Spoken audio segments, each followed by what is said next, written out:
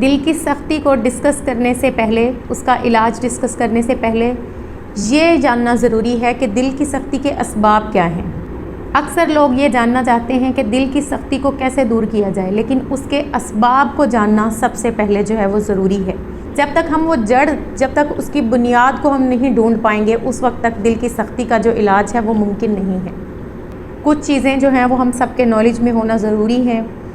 تو اگر ہم بات کرتے ہیں کہ دل کیوں سخت ہو جاتا ہے، اور اگر ہم یہ جاننا چاہتے ہیں کہ کیا ہمارا دل واقعی سخت ہو چکا ہے، تو سب سے پہلے کچھ چیزوں کو جانچنا ہوگا۔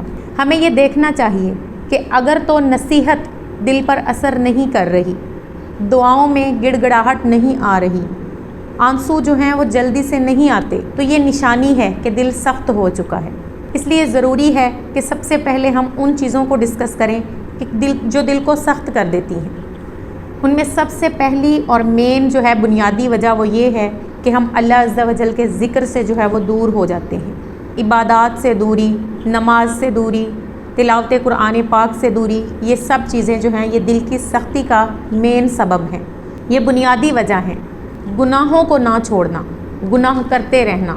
جب انسان گناہ کرتا ہے تو اس کے دل پر ایک چھوٹا سا جو ہے وہ سیاہ نقطہ لگا دیا جاتا ہے، اور اگر ہم پھر بھی گناہ کرنا نہ چھوڑیں، بار بار گناہ کرتے رہیں، تو وہ نقطہ آہستہ آہستہ بڑھنا شروع ہو جاتا ہے، یہاں تک کہ پورے دل کو اپنی لپیٹ میں لے لیتا ہے اور پورا دل سیاہ ہو جاتا ہے۔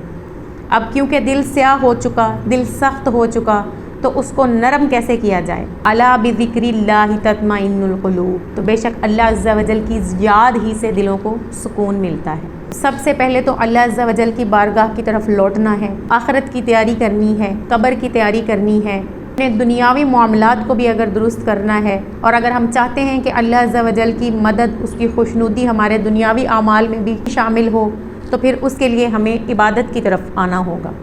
نماز 5 گانا جو ہے اس کا اہتمام کیا جائے، اللہ عز و جل کی بارگاہ میں تلاوت قرآن پاک جو ہے اس کو پابندی سے کیا جائے۔ آقا علیہ الصلوۃ والسلام سے دریافت کیا گیا کہ دل سخت ہو جاتا ہے، اس کی نرمی کیسے ممکن ہے؟ تو حدیث مبارکہ سے ثابت ہے کہ نبی پاک صلی اللہ علیہ وآلہ وسلم نے فرمایا کہ مسکین کے سر پر ہاتھ پھیرا جائے، یتیم کے سر پر ہاتھ پھیرا جائے، مسکین کو کھانا کھلانا، یہ چیزیں حدیث مبارکہ سے ثابت ہیں۔ اپنے ارد گرد دیکھا جائے، یتیم، مسکین، ایسے لوگ، ان کے سر پر دست شفقت رکھا جائے، ان کے کھانے پینے کا انتظام کیا جائے، اگر استطاعت رکھتے ہیں تو ان کی معاشی طور پر امداد کی جائے۔ اس کے علاوہ کہا لگا کر ہنسنا، یہ بھی دل کو سخت کر دیتا ہے، دل کو مردہ کر دیتا ہے۔ کہا شیطان کی طرف سے ہوتا ہے، کہا سے بچنا چاہیے۔ تو ہمیں غور کرنا چاہیے، کیا ہم واقعی سنت رسول کے مطابق زندگی گزار رہے ہیں؟ ہمیں دیکھنا چاہیے، اپنے ارد گرد ان مسکین، ان یتیم لوگوں کو دیکھیں، ان کے سر پر دست شفقت رکھیں، اللہ عز و جل کی عبادت کی طرف لوٹیں۔ توبہ اور خشوع و خضوع جو ہے یہ اللہ تعالیٰ کو بہت زیادہ پسند ہے، اور جوانی کی توبہ تو اللہ کریم عز و جل کو بہت زیادہ پسند ہے۔ کوشش کریں کہ دل کو نرم کرنے کے لیے سب سے پہلے عبادت کی طرف پلٹیں، اللہ عز و جل کی عبادت کریں، نمازیں پڑھیں، اللہ کے حضور رو کر گڑ گڑا کر معافی مانگنی چاہیے، توبہ کرنی چاہیے، استغفار کی کثرت کرنی چاہیے، یتیم اور مسکین کا خیال رکھیں۔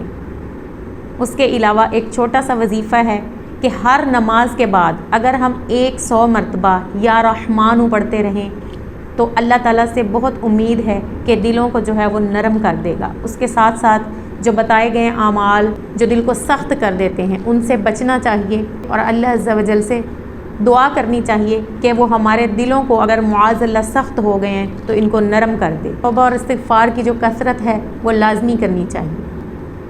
313 مرتبہ روزانہ استغفر اللہ لازمی پڑھا کریں، کیونکہ یہ توبہ ہے، یہ استغفار ہے، ہم اپنے گناہوں کو تسلیم کر رہے ہوتے ہیں، اور جب ہم یہ کرتے ہیں، توبہ اور استغفار کرتے ہیں، تو اللہ عز و جل آٹومیٹکلی ہمارے دلوں کو نرم فرما دیتا ہے۔ ویڈیو اچھی لگی ہو تو اس کو ایک لائک کرتے جائیے گا، اور ایسی مزید ویڈیوز کے لیے میرے اس چینل کو لازمی سبسکرائب کر لیں۔ ملتے ہیں ایک نئی ویڈیو کے ساتھ۔ اللہ حافظ۔